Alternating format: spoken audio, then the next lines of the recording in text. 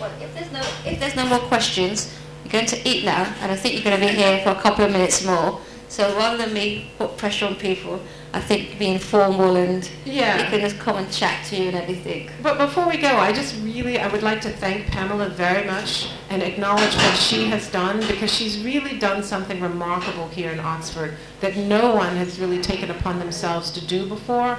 I feel sort of fortuitous that I get the opportunity to come and speak, and that I was in that first, for whatever reason, serendipitous or otherwise, to be the first African-American woman from the United States. But Pamela, thank you for your vision and your hard work and your good humor with, I know, some tremendous difficulties and resistances, both from the city and from the colleges, to pull this project together.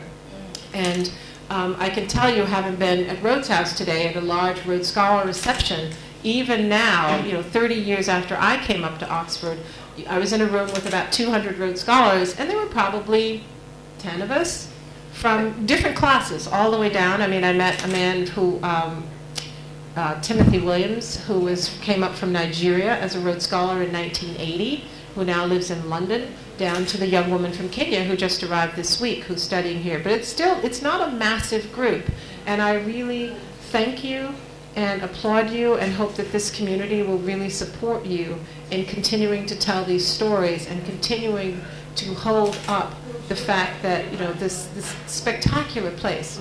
Oxford is a very, very special place. It's an odd place, but it's a very special place, that we have a place here as black people. We are not guests here, and we are not to the side, but Oxford is our own, and we have a place at this table, and I thank you very much for bringing that to the fore. So thank you. And also thank you for Karen and her time and her patience, but also in terms of her enthusiasm in terms of getting involved with the project.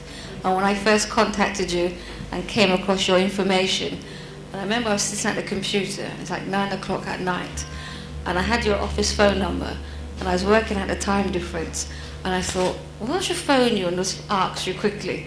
And I thought, no, this is too mad. And I thought, I'll just go for this phone. And I remember I phoned, and I got through to your secretary, and she put me straight through to you. And I was like, oh. I was like, my name's Pamela Roberts, and I'm doing this thing about black culture. And you went, okay, send me the information, send me this. And a friend said, she must think you're some kind of scam artist on the internet. What are you phoning people? I sent her all the information, and you were so gracious in terms of sending me back pictures and anything you can do to help. So I have to say a big thank you to Karen for today, for her time, and also to supporting. So thank you very much, Karen. Oh, I would just add one other little detail on that note. Because it reminded me, I have twin boys who will be 16 in 2 weeks.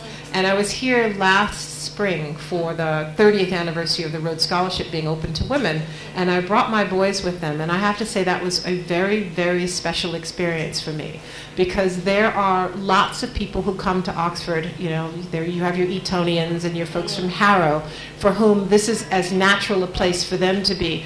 That is not necessarily true with our black kids. And I loved bringing my kids here and feeling like this is your oyster. You could just as easily envision yourself here at Oxford as anybody else, and to feel that they are a part of this legacy. That, I think, is something we can give our kids. Okay. Thank you as well. Thank you.